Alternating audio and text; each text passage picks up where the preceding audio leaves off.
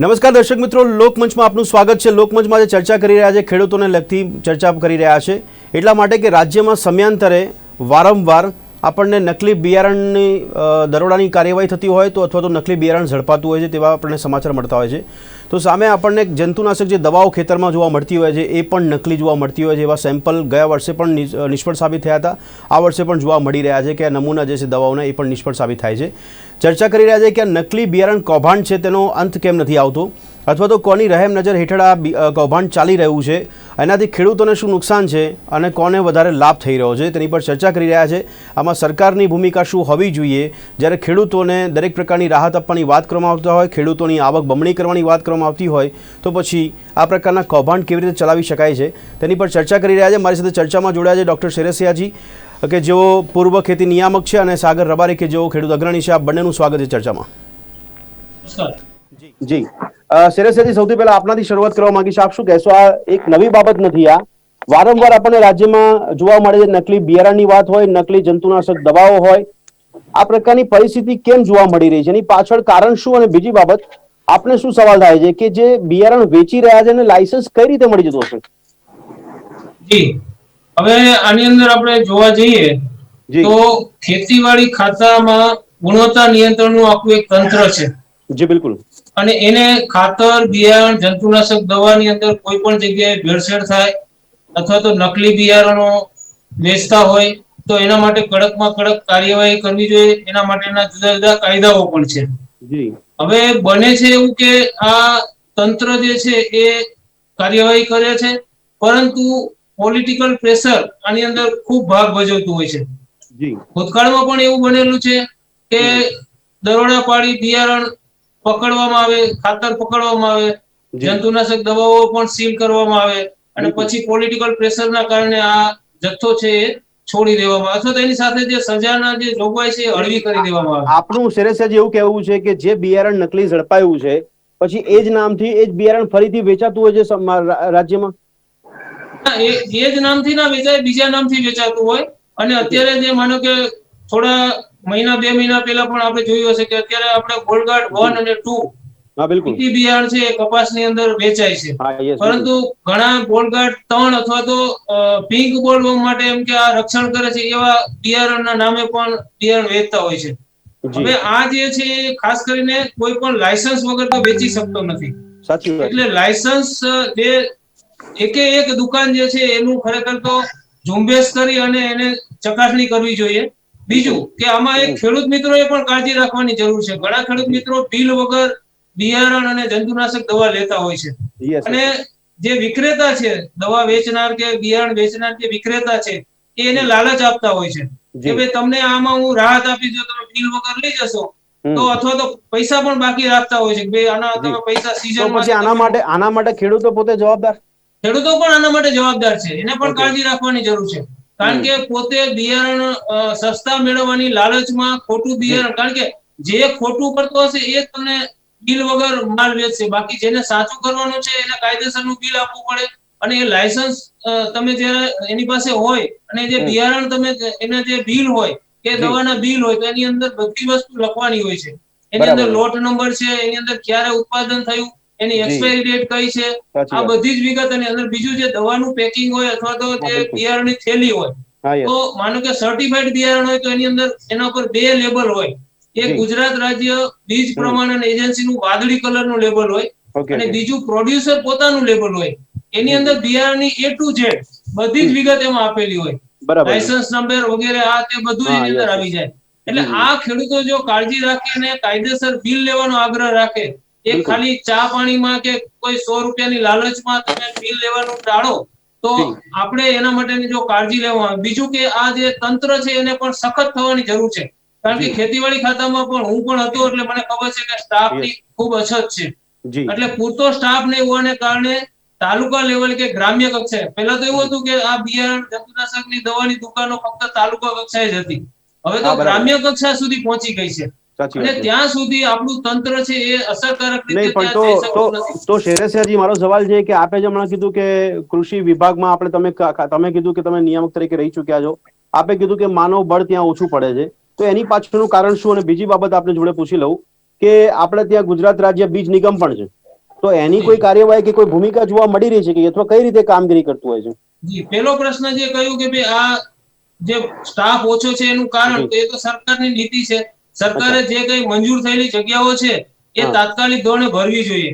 કારણ કે બરાબર. અગાઉનું જે કામગીરી હતી એના કરતા ખેતીવાડી ખાતા પાસે બીજી અનેક પ્રકારની આ ક્વોલિટી કંટ્રોલ ઉપરાંતની અનેક જાતની કામગીરી આવી છે. જી એટલે જી. ખરેખર સ્ટાફમાં વધારો થવો જોઈએ. એના બદલે ઓકે. જે પોસ્ટો છે એ 10% કાપ કે 20% કાપ કે હવે આ જી જી. કોરોનાના કારણે પણ ઘણીવાર તમે જુઓ તો એમાં પણ જાત જાતના કાપ સરકાર મૂકી રહી છે. બરાબર તો છે. આ જે છે, કારણ કે આપણે ખેતી જે છે એ આપણા દેશ માટે મુખ્ય વસ્તુ છે. અને યસ યસ. ખેડૂતોના અનેક જાતના પ્રશ્નો છે. પાક વીમાના પ્રશ્ન હોય, જી જી અત્યારે જી. આ વરસાદ આટલો બધો પડ્યો તો એના હિસાબે ઘણા ખેડૂતોને હા મુશ્કેલી યસ. થઈ છે. હવે એનો જી સર્વે જી. સમયસર નહીં થઈ શક્યો, સ્ટાફ નહીં હોવાને કારણે એનો સર્વે સર્વે નથી બરાબર. થઈ યસ શકતો બરાબર અને છે. એનો લાભ જે આપવાનો હોય ખેડૂતો સુધી સમયસર પહોંચતો નથી બીજું. ઓકે. તો બીજું જી જે જી. આપણે બીજ નિગમની વાત કરીએ, હવે બીજ નિગમનું કાર્ય જે છે બિયારણ ઉત્પાદન કરવાનું છે. યસ એનું જે બિલકુલ. ક્વોલિટી કંટ્રોલનું જે તંત્ર છે, બિયારણ એમાં ખરાબ થાય, ઇવન એવું પણ બને કે બીજ નિગમનું પણ બિયારણ કોઈ વાર એની અંદર પણ કઈ ખરાબી નીકળી શકે. તો ઓકે. એનું તંત્ર જે છે ખેતીવાડી ખાતા પાસે જે ક્વોલિટી કંટ્રોલ અથવા ગુણવત્તા નિયંત્રણ તંત્ર છે એ જ જી. એના ઉપર કાર્યવાહી કરે છે. ઓકે ઠીક છે. યસ. સાગરભાઈ, અહીંયા ખેડૂતો પણ જવાબદાર માનવામાં આવી રહ્યા છે. સીધો આક્ષેપ સરકાર પર, તંત્ર પર કે અધિકારીઓ પર કે સામે આપણે એવું કહી દઈએ કે જેમને લાયસન્સ આપવામાં આવે છે એ લાયસન્સ પણ કયા આધાર પર આપવામાં આવતું છે? જ્યારે આટલા બધા જો સવાલો તંત્ર પર કે સિસ્ટમ પર થતા હોય તો એ ખેડૂતો જવાબદાર નથી કે જે લોકો આ પ્રકારનું બિયારણ ખરીદી પણ લે છે અથવા તો થોડીક લાલચમાં આ પ્રકારના બિયારણ લેવાનું પસંદ કરતા હોય? ખેડૂતો છે ને વધારે પડતો આપણા ત્યાં છે ને વૈજ્ઞાનિક પદ્ધતિઓનો પ્રચાર પ્રસાર એટલો થયો નથી. જી એટલે જી. ખેડૂતને ક્યારે કઈ જીવાત માટે હમ કઈ રાસાયણિક દવા લેવી હમ. કે પોતાની જમીનને અનુકૂળ કયું બિયારણ વધારે સારું છે જી. એનો કોઈ વૈજ્ઞાનિક ખ્યાલ નથી. ઓકે. એવા સંજોગોમાં જે લોકો એગ્રોની દુકાન લઈને બેઠા છે હા બરાબર. એને સરકારે આપ્યા છે એગ્રોના લાયસન્સ, યસ. વેચાણ કેન્દ્રો, એટલે એ એના ઉપર વિશ્વાસ કરે છે. ઓકે. એ તો જઈને પોતાના ખેતરની જમીનની જરૂરિયાતનું વર્ણન કરે છે, એના આધારે એગ્રો વાળો એને બિયારણ પણ આપે છે. હમ. એ જઈને જીવાત અથવા તો પાકમાં જે બીમારી આવી હોય એનું વર્ણન કરે છે. બરાબર. એના આધારે એ એને દવા આપે છે કે તું આ દવા છાંટી દેજે એમ. ઓકે. યસ હવે યસ. આમાં થાય છે શું હા કે એગ્રો વાળાના મગજમાં તો પૈસા હોય છે. હા સાચી વાત. માર્કેટ જુએ એ તો. એને તેમાં વધારે કમિશન મળે છે. એ ઓકે. ખેડૂતનું લાંબા ગાળાના હિતનો વિચાર કરવા વાળા એગ્રો વાળા બહુ ઓછા છે. બરાબર છે. યસ. છે પણ બહુ જ ઓછા છે. જી જી જી. ઘણા બધા એગ્રો વાળા એ પોતાના આર્થિક હિતનો પહેલા વિચાર કરે છે કે ખેડૂતનું જે થવું હોય એ થાય, હા મને યસ. એમાં વધારે મળે છે ને કમિશન, એટલે એ બિલકુલ. દવાનું ડબલું પકડાવી દેવાનું. એ પણ બિયારણ સાગરભાઈ, તો એના માટેનો વિકલ્પ શું, માધ્યમ શું, માપદંડ શું? જેમ તમે જે કીધું કે ખેડૂતો પાસે કદાચ અસલી અને નકલી બંને બિયારણ પણ માર્કેટમાં મળે છે. હવે ખેડૂત કેવી રીતે નક્કી કરી શકે કે મારે કયું લેવું જોઈએ? જો એના માટેનો છે ને કાયમી ઉકેલ તો છે જ, પણ એની શરૂઆત ઉપરથી કરવી પડે. જેમ કે આટલા એટલે મોટા પાયા પર ગુજરાતમાં કઈ નાના સ્કેલ પર છૂટક ક્યાંક એક દુકાન પકડાય છે એવું નથી.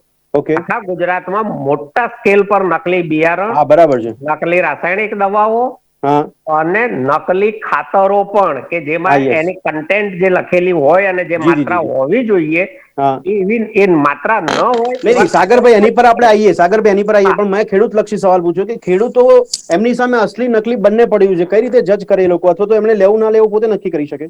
હા, જે હમણાં સરેસિયા સાહેબે વાત કરી ને કે હમ. અસલી બિયારણને ઓળખવાની આ નિશાનીઓ છે, ઓકે.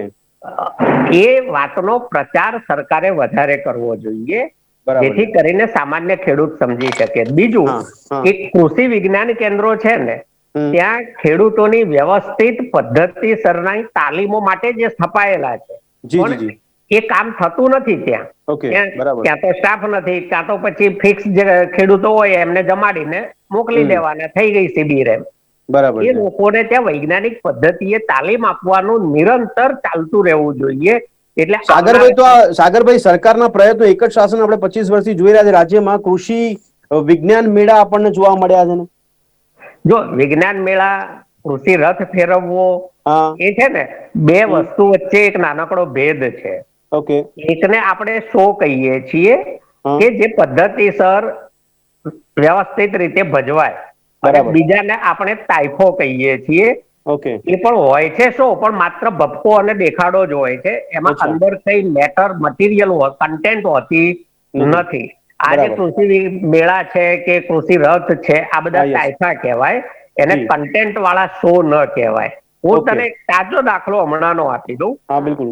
મહુવાના ખેડૂતોએ એક હમ. દુકાનેથી મગફળીનું બિયારણ ખરીદ્યું. બરાબર. હવે એ મગફળીના છોડ તો સરસ વિકસ્યા, હમ. પણ નીચે મગફળી જે બેસવી જોઈએ ને હા, હા. એ બેઠી જ નથી, બહુ જ જૂજ બેઠી છે. ઓકે. એટલે વીઘે 20 મણ ઉતરવાની હોય તો આમાં 5 મણ પણ ન ઉતરે એવું આપણને સાચી નરી વાત. આંખે દેખાય. બરાબર. હવે ખેડૂતોએ ફરિયાદ કરી, હમ. દુકાને ગયા, હમ. અમારા આગેવાન પણ વચ્ચે પડ્યા. હમ. તો સામે આખું એગ્રોનું અને બીજા વેપારીઓનું એસોસિએશન મેદાને આવી ગયું ઓહો. કે આમના ઉપર બદનક્ષીનો દાવો કરો. આ બરાબર છે. વખતે એમને બતાવી દઈએ. ઉલટવાલ કો ડાંટે હે ના જીવ. હા, એટલે જે લોકોએ ખરેખર સરકારથી ગભરાવાનું છે હા, હા. એમને સરકારનું પોતાનું સંરક્ષણ છે, પેટ્રોનેજ જેને કહીએ ને, પોલિટિકલ જી, જી, જી. પેટ્રોનેજ હા, છે. yes, yes. એના વગર આટલા મોટા નેટવર્ક આખા ગુજરાતમાં ક્યારેય ચાલી ન શકે. અને Yes, yes. છૂટક છૂટક કદાચ એકાદ ચાલે, પણ Okay. સતત નિરંતર દર વર્ષે ચાલે જો જી. એની મોડેસ ઓપરેન્ડી સમજવા જેવી. સાગરભાઈ, એની પર આવું. આપને એક સવાલ એ મોડેસ ઓપરેન્ડી પર પૂછું. કુમાર સત્યમૂર્તિ આપણી સાથે જોડાઈ ગયા છે ચર્ચામાં.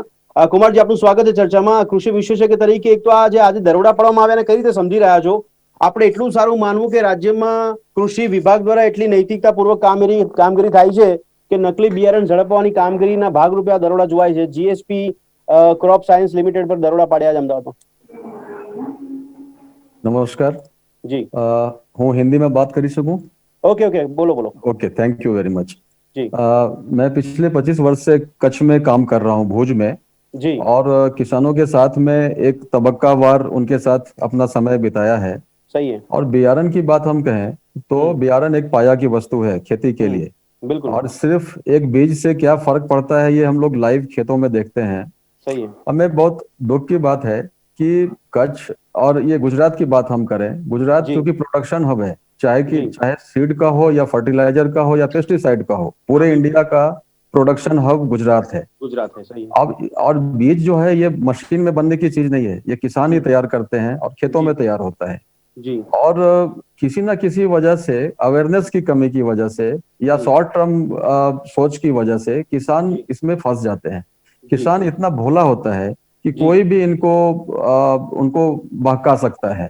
जी, जी, बिल्कुल। और इस वजह से किसान को सावधानी नहीं रख पाते हैं बीज लेने में। उनको जी। अभी तो हम देखते हैं जैसे फेरिया बीज घूम घूम करके टेम्पा में ट्रक में भर करके वो जिसको पड़िका बोलते हैं आम भाषा में गुजरात में, कि हाँ। पड़िका वो जिसकी एक नियत कीमत है 730 रुपए, अगर बीटी बियारण है हाँ, तो वो बिल्कुल। 300-400 में भी किसान को पैसे की ओहो। शॉर्ट टर्म लालच में वो ले लेते हैं।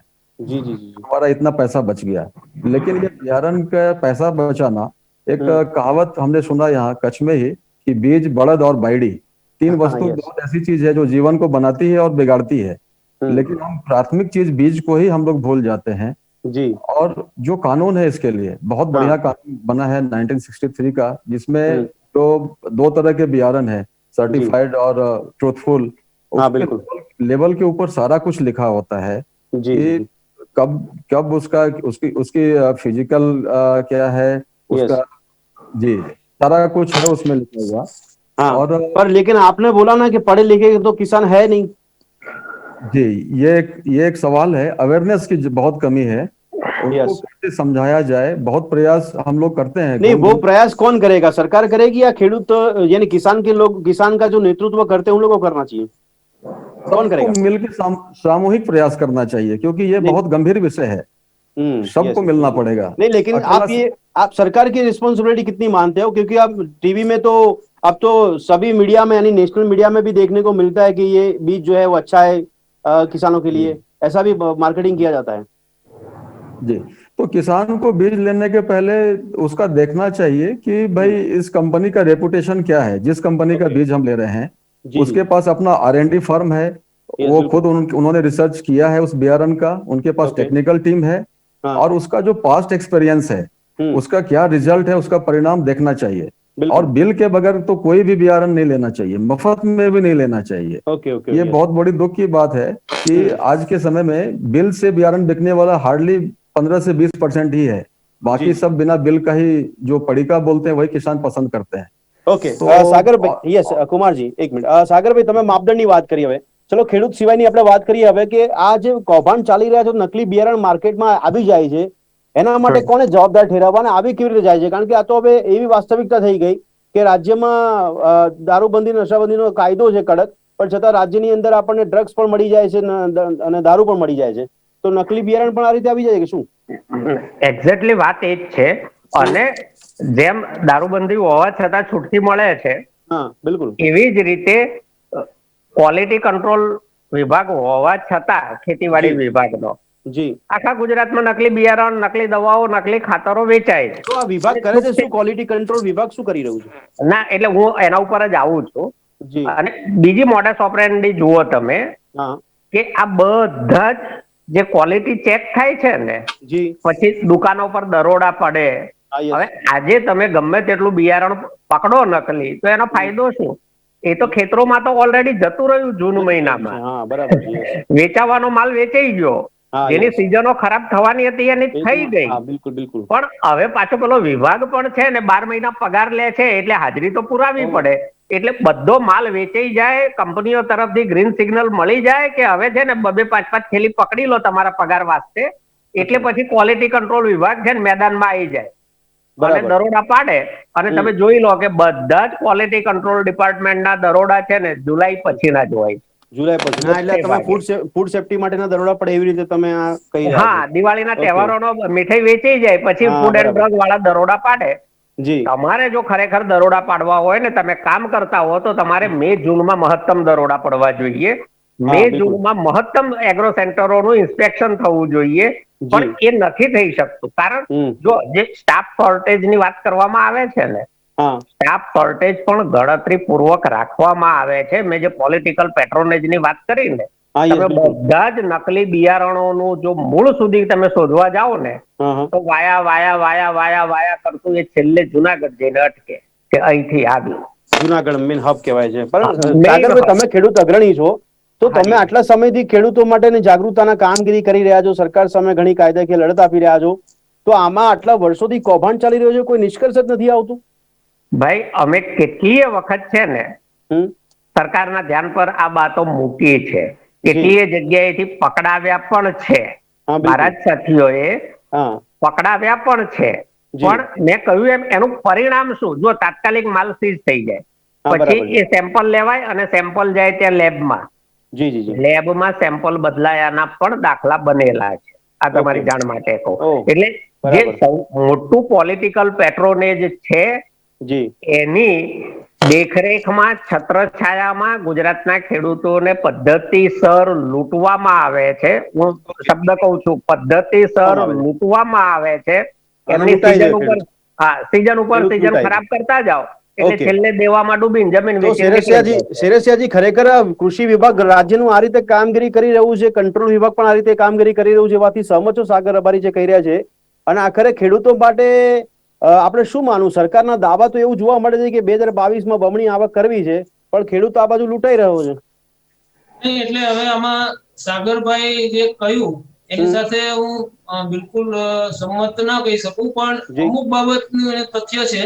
કારણ કે કૃષિ વિભાગનું ગુણવત્તા તંત્ર કામ કરી રહ્યું છે, નથી કરી રહ્યું એવું આપણે ના કહી શકીએ. અને આ વર્ષે 1લી, 2જી, 3જી જૂનમાં પણ એ લોકોએ આખા રાજ્યમાં કામગીરી કરી રહ્યું છે, તો આટલું મોટું નેટવર્ક રાજ્યમાં ફેલાઈ ગયું. હું એના પર આવું છું. 1લી, 2જી, 3જી જૂનના આખા રાજ્યવ્યાપી એ લોકોએ ચેકિંગ પણ કર્યું હતું આ વર્ષે, એટલે નથી કર્યું એવું ના કહી શકીએ. મેં મહત્વની બાબત એ કહી કે આની અંદર સ્ટાફની ખૂબ અછત છે. કારણ કે ઘણા બધી એક્ટિવિટી, દર વર્ષે નવી નવી એક્ટિવિટી આવતી જાય છે. આ પ્રધાનમંત્રી વીમા યોજના આવી, ફસલ વીમા યોજના આવી, આ પાકનું નુકસાન થાય એનું કામગીરી હોય, એટલે આ નવા નવા કામો જે છે એ આવતું જાય, સ્ટાફ ઘટતો જાય છે. એટલે બધી જગ્યાએ પહોંચી રહ્યો. બીજું, આની અંદર પોલિટિકલ વિલ, હું તમને કહું કે પોલિટિકલ વિલ જો પાવરફુલ હોય અને ભ્રષ્ટાચાર મુક્ત બનાવવાની આપણે વાત કરી રહ્યા છીએ, એ ખાલી વાતો કરવાથી કઈ ના થાય. રાજ્ય સરકારની ઈચ્છા શક્તિ પર શંકા છે કે પોલિટિકલ વિલ નથી રાજ્ય સરકાર. હું આવું એક મને 2 મિનિટ આપો. રાજ્યની ઈચ્છા શક્તિ હોવી જોઈએ, સાથે સાથે વિપક્ષ આપણો નબળો ખૂબ છે અત્યારે. બિલકુલ બિલકુલ. એટલે આજે આવું બની રહ્યું છે, છતાં તમે જુઓ તો આ સાગર રબારી જેવા ખેડૂત આગેવાનો છે, અવાજ ઉઠાવે છે. પણ વિપક્ષે પણ મજબૂતીથી આ અવાજ ઉઠાવવો જોઈએ. કે ભાઈ આવું રાજ્યમાં કેવી રીતે બને. આ ફક્ત કૃષિ વિભાગની વાત નથી. આજે તમે જંતુનાશક દવાની વાત છોડી દો, પણ આપણે આપણી દવાઓની વાત કરીએ, એલોપેથી દવાઓની અંદર આજે કોરોનામાં કેટલો મોટો ભ્રષ્ટાચાર થયો છે. આજે ઇન્જેક્શનો ડુપ્લિકેટ મળે, આજે 10,000 ના 50,000 ના લાખ બધું ડુપ્લિકેટ, માસ્ક ઇન્જેક્શન સેનિટાઈઝર તો આજે અહીંયા પણ તંત્ર ક્યાં, તમે અહીંયા પણ પોલિટિક્સ તંત્ર હશે ને. આજે ફૂડ ની અંદર, મીઠાઈઓની તમે અંદર તો તમે જુઓ, પણ શેરેસરી તમે કહો છો કે માનવ બળ નથી, તો આ એક રસ્તો છે કે શું? માનવ બળ નથી તો સરકાર જાણી જોઈને માનવ બળ ઉભું નથી કરતું. એ હવે સરકારે વિચારવું જોઈએ, આની ભરતી સમયસર થાય. બીજું કે આને સતત, જે સાગરભાઈ કીધું કે સીઝન શરૂ થાય એ પહેલાથી આના દરોડા ચાલુ કરવા પડે, એનું ચેકિંગ ચાલુ કરવું પડે, અને એ સતત ચાલુ રાખવું પડે. ખાલી એવું નહીં વર્ષમાં 1-2 વાર આપણે કરીએ અને પછી આ બધું પૂરું થઈ જાય. એટલે બીજો મહત્વનો મુદ્દો જે ભાઈએ, આપણે સત્યમૂર્તિભાઈએ જે વાત કરી, કોઈ પણ, મેં અગાઉ પણ કહ્યું કે ખેડૂત મિત્રો પણ આની અંદર ભોળવાઈ જાય છે, લાલચમાં આવી જાય છે કે બિલ વગરનો કોઈ પણ દવા હોય, ખાતર હોય, બિયારણ હોય,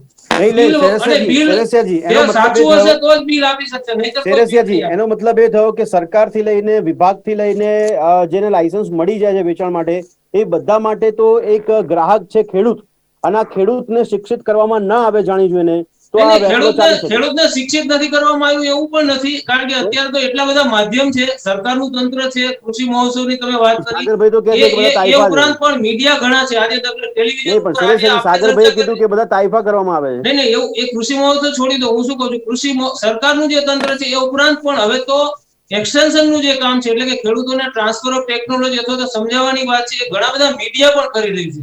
ન્યૂઝપેપર છે, કૃષિ મેગેઝિનો પણ છે. હું પોતે જાતે એક વિડીયો ચેનલ બનાવું છું, બરાબર. એની અંદર ખેતી વિશેની અનેક જાતની માહિતી હું મૂકું છું. એટલે આજે કોઈ માહિતી ન મળે કે જાણકારી ન મળે તો ખેડૂતો લાલચમાં આવી જાય. શેરસિયાજી, મારી વાત સાંભળો. આ રસ્તો તો નથી ને કે ખેડૂતોને તમે કદાચ જાગૃત કરો છો, સારી બાબત છે.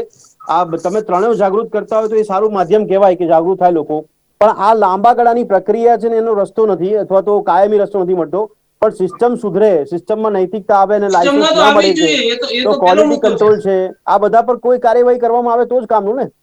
અને એના સખતમાં સખત, જ્યારે પકડાય ત્યારે સખતમાં સખત કાર્યવાહી જોઈએ, દાખલો બેસાડે. આજે તમે જો, આજે આપણા દેશનું ન્યાયતંત્ર પણ ભ્રષ્ટ થઈ ગયું છે.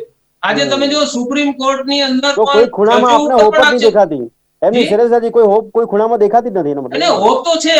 આપણું બંધારણ એટલું મજબૂત છે કે એટલે હોપ છોડવાની કોઈ જરૂર નથી. હોપ છે, પણ જ્યાં સુધી કડક કાર્યવાહી નહીં થાય ત્યાં સુધી આ બનવાનું નથી. આ સુધારો કેવી રીતે લાવી શકાય? સુધારો આ જ રીતે કે નૈતિકતાની તમે જે વાત કરી, તો નૈતિકતા જે છે આવે, અને બીજું કે જ્યારે આવી વસ્તુ બને ત્યારે કડકમાં કડક કાર્યવાહી થાય. આજે આપણે જોઈએ છે દેશની અંદર બળાત્કાર, આ બધી વાતો આપણે કરીએ છીએ. હા, યસ, ઓકે સાગરભાઈ, આપણે આ બધી વાતો કરીએ છીએ અને બધા જ નિષ્ણાંતો કદાચ કૃષિના હોય કે કોઈ પણ ક્ષેત્રના કહેતા હોય કે આવું થવું જોઈએ, આવું કરવામાં આવવું જોઈએ, આવી જોગવાઈ થવી જોઈએ, પણ એ ખાલી વાતો પૂરતું રહી જાય છે. સાગરભાઈ, જો નૈતિકતાની વાત કરીએ ને, તો ભારત જેટલી કથાઓ અને ધાર્મિક મેળાવડા દુનિયામાં ક્યાંય નથી. બરાબર છે. અને છતાં અનૈતિકતા સૌથી વધારે અહીંયા ચાલે જ છે, આપણે નજરે જોઈએ છીએ. તો આ સિસ્ટમ કેવી રીતે સુધારી શકાય? આ સિસ્ટમ છે ને, એક જ રીતે સુધરે એમ છે, અને એ સુધારવાનું પણ સિસ્ટમના પોતાના હાથમાં છે. એટલે સાગરભાઈ, સિસ્ટમ એ સાધુ સંત નથી કે સ્વયંભૂ એમને વિચાર આવી જાય કે કાલથી અમે નૈતિકતા રાખીશું. હું એ જ કહું છું. સ્ટાફની ભરતી નહીં કરવી, સમયસર ઇન્સ્પેક્શન નહીં કરવા. પણ સરકારના કાન કોણ મરોડશે કે તમે ભરતી કેમ નથી કરતા? ત્યાં જ હું આવું છું કે આ બધું જ ખોટું કઈ એક દિવસમાં, આ છેલ્લા અઠવાડિયામાં કે આ સિઝનમાં ખોટું થવા માંડ્યું એવું નથી. બરાબર છે. ખેડૂતોને હું જુદી વાત કહેવા માંગુ છું. છેલ્લે લોકશાહીમાં કોઈ પણ વસ્તુ સુધારવાની જવાબદારી નાગરિકની છે, એ ખેડૂત હોય કે કોઈ પણ હોય. આજે તમે જુઓ કે આપણે ત્યાં કહેવત પેલું આમ પ્રચલિત હતી કે રામ નામ કી લૂંટ મચી હે, લૂંટ શકે તો લૂંટ. હવે ત્યાં રામના બદલે ખેડૂત આવી ગયો છે. ખેડૂત કે નામ કી લૂંટ મચી હે, લૂંટ શકે તો લૂંટ. અને આખું તંત્ર હોય કે વેપારી જગત હોય, મોટા ભાગનું, બિલકુલ બિલકુલ, એ ખેડૂતને ખાલી નકલી દવા, બિયારણ, ખાતરમાં જ નહીં, એ સિવાયની એની જીવન ઉપયોગી ચીજ વસ્તુઓમાં પણ શક્ય એટલું ડુપ્લિકેટ પધરાવે છે. હા, બરાબર છે. બધું જાણવા છતાં પાછા લોકો એ જ સત્તા પક્ષને મત આપે છે. સાગરભાઈ, આ બહુ ખતરનાક વસ્તુ થઈ ગઈ. આતંકવાદ કરતા પણ વધારે ખતરનાક વસ્તુ આ લાગે છે. સત્યમૂર્તિજી, સાગરભાઈ, हाँ ये सागर भाई समय अवधि है। कुमार सत्यमूर्ति जी, आप क्या कहना चाहोगे लास्ट में, इस सिस्टम को कैसे सुधारा जा सकता है कि फिर ये किसानों को ही समझना है सिस्टम आपके सामने बुरी है लेकिन उसको एक्सेप्ट करना नहीं करना वो आप समझो या आप कहीं से पढ़ाई कर लो, ऐसा? जी, दरअसल ये बहुत आसान काम नहीं है, हम लोग इस काम में लगे हुए हैं, लेकिन इसमें बहुत व्यापक रूप से मेहनत करनी पड़ेगी। किसानों को जागरूक करना पड़ेगा ताकि वो खरीदे ही नहीं ऐसा बियारण जिसका कोई हमें पता नहीं है उसका पास्ट का, वो ले ही नहीं। जी, इस लेवल तक उनको सिखाना पड़ेगा। सिर्फ अकेला सिस्टम भी इसको नहीं रोक सकती है, क्योंकि क्या है, अब जो ट्रांसपोर्टेशन होता है वो टेम्पो से या ट्रक में या अलग अलग प्रकार से वो पहुंचता है किसानों पर। अब इनके सिस्टम में बहुत लिमिटेड लोग हैं, वो हर गाड़ी को चेक नहीं कर सकते। सही बात है। इसीलिए जब तक जागरूक किसान नहीं बनेगा और इस बात को समझेगा नहीं तब तक मुश्किल है इसको। चलो ठीक है, इसी बात से ये चर्चा को यहाँ पे खत्म करते हैं। लेकिन दर्शक મિત્રો, ચર્ચા અહીંયા મૂળ બાબતમાં થઈ રહી છે કે ખેડૂતો જે છે ગ્રાહક તરીકે જોવા મળી રહ્યા છે, કારણ કે વેપલો કરવા માટે કોઈ ગ્રાહક તો જોઈએ નહીં, માર્કેટ મળતું હોય જ્યાં ત્યાં વેપલો કરનાર વ્યક્તિઓ પહોંચી જતા હોય અને એને પરમિશન મળી જતી હોય, ક્વોલિટી કંટ્રોલમાં પણ જો શંકા ઊભી થતી હોય, કામગીરી ન થતી હોય, તો આખરે દોષનો ટોપલો ખેડૂતો પર આવે છે કે તમે તો જાગૃત બનો તો તમે સિસ્ટમની સામે લડી શકશો અથવા તો એ વસ્તુને ચેક કરી શકશો। પણ અહીંયા સવાલ ત્યાં થાય છે કે વિપક્ષ નબળું છે એટલે ખેડૂત હેરાન થાય છે, સવાલ ત્યાં થાય છે કે નૈતિકતા સિસ્ટમમાં નથી એટલે ખેડૂત હેરાન થાય છે, સવાલ ત્યાં થાય છે કે ક્વોલિટી કંટ્રોલ સમગ્ર દેશભરમાં કામ કરે છે પણ એ ક્વોલિટી કંટ્રોલ સચવાતું નથી, આખરે દેશમાં પ્રજાનું આરોગ્ય સાથે પણ છેડા થાય છે। તો ખેડૂતો અત્યારે ખાતરનો ઉપયોગ કરે કે પછી બિયારણનો ઉપયોગ કરે કે ભાઈ જંતુનાશક દવાઓ એ પણ નકલી હોય તો તેમની જે ઉત્પાદન છે એ કઈ રીતે શક્ય બની શકશે અને આવક ક્યારે બમણી થશે એ પણ હવે ચર્ચાનો વિષય રહેશે। આ ચર્ચાને અહીંયા સમાપ્ત કરી, ચર્ચામાં ત્રણેય ભાગ લીધો તે બદલ આપનો ખૂબ ખૂબ આભાર। ફરી મળીશું દર્શક મિત્રો લોકમંચમાં એક નવા વિષય સાથે, ત્યાં સુધી રજા આપશો, નમસ્કાર।